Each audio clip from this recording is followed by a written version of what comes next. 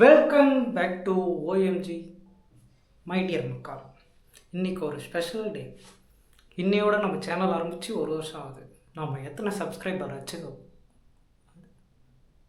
Achieve பண்ணியிருக்கோன்னா 31 பேர். கொஞ்சம் கேவலமாக தான் இருக்குது. இட்ஸ் ஓகே, மனம் தளராமல் வீடியோ செய்வோம்.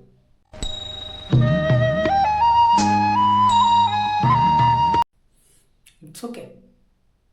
வாழ்க்கைன்னா பல அடிகள் விழ தான் செய்யும். ஆனால் அடி மட்டுமே விழக்கூடாது. பரவாயில்ல, பார்த்துக்கலாம். இன்னைக்கு என்ன பண்ண போகிறோன்னா டியோட் ரோஸ்ட்.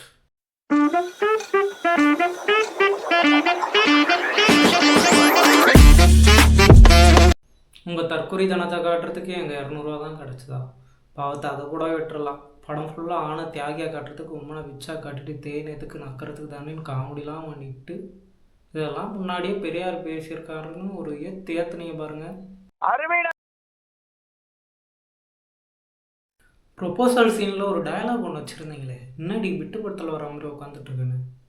அதை கொஸ்டின் பண்ணதுக்கு இதெல்லாம் ஃப்ரெண்ட்ஸ்குள்ளே பேசிக்கிறது நார்மல் ஆயிடுச்சுன்றீங்க.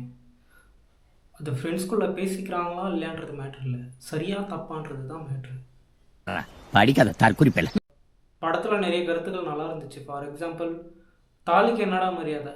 தாலிக்கு மரியாதை இல்லை, அந்த தாலிக்கு பின்னாடி இருக்க பொண்ணோட ஃபீலிங்ஸுக்கு தான் மரியாதை. அப்புறம் வேறு எதுவும் ஒன்று சொன்னாங்களே, ஆணவ கொலைக்கு எதிராக ஒன்று சொன்னாங்க.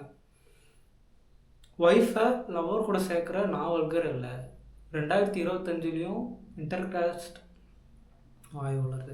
இன்டர்காஸ்ட் மேரேஜ் பண்ணால் வெட்டுவான்னு சொல்கிறவனோ அதை அக்செப்ட் பண்ணுற சொசைட்டின்னு தான் வல்கர்னு சொன்னாங்க. அதெல்லாம் நல்லா இருந்துச்சு படத்தில். அது மட்டும் தான் நல்லா இருந்துச்சு. ப்ரெசன்ட் பண்ண விதம், படம் முழுக்க பிஆரை புனிதமாக காட்டுறதுக்கு பண்ண மறுமட்டித்தனம், இதெல்லாம் தான் எரிச்சலாச்சு. ஆப்போசிட் ஜெண்டர் மேலே ஏன் இவ்வளோ உண்மத்தை காக்குறானுங்கன்னு தெரில. இன்னமும் இவனுங்க படிக்கிறான்டா பத்தினி மாதிரியும் பொண்ணுங்க மட்டும்தான் பிச்சுன்ற மாதிரியும் பேசிகிட்டு இருக்கானுங்க. அதுக்குன்னு இந்த உடன்பிறவு அண்ணந்தங்கச்சில் சைட் செக்கு, ஓப்பன் ரிலேஷன்ஷிப் இதெல்லாம் சரின்ற ஒரு தற்கொலை ஸ்டேட்மெண்ட்டை வைக்க மாட்டேன். எனக்கும் அதெல்லாம் பிடிக்காது. அப்புறம் நான் சொல்லாதானே, புனிதமாக இருக்க வேணாம். புனிதமாக இருக்க வேண்டிய அவசியம் இல்லை. தப்பு செய்கிறது மனித இயல்பு. தப்புன்னு தெரிஞ்சால் திருத்திக்கலாம். அதை விட்டு ஃபீமேலை மேல் இருக்கிற மாதிரியும் மேல் ஃபீமேலை இருக்கிற மாதிரியும் இன்னும் எத்தனை நாளைக்கு ஒரு பிம்பத்தை உருவாக்க போகிறீங்க?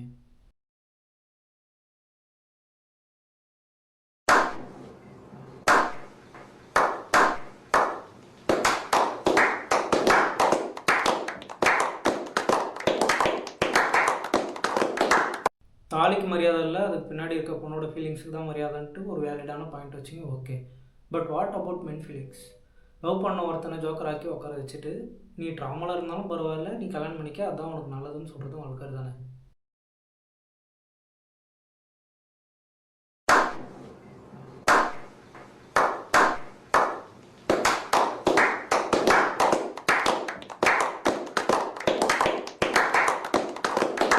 அப்போ ஆனர் கில்லிங் பண்ணியிருக்கான். அது தெரிஞ்சும் அவர் கடைசியாக ஒரு வாட்டி பார்க்கணும்னு சொல்கிறப்ப இவ்வளோ நான் கடைசியாக ஒரு வாட்டி பார்க்கணும்னு சொல்லுவாள். அந்த சீன்லாம் கழுத்துக்கு போட்டு கொண்டுடலாமான்னு தோணும். ஏமா அவன் அக்யூஸ்டுமா, ஒரு ஆனர் கில்லிங் பண்ணியிருக்கான், அவனை எப்படி நீ பாசத்தோடு பார்க்குற? இதெல்லாம் ஒஸ்ட்டு ரைட்டிங்கோட பீக்குன்னு நினைக்கிறேன்.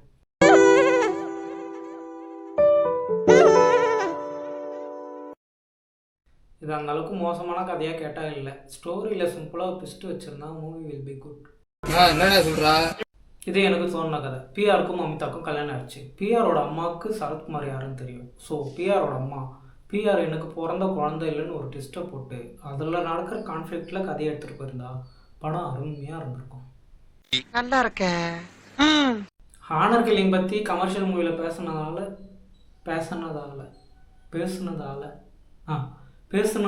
எல்லாரும் டியூட பாராட்டிகிட்டு இருக்காங்க.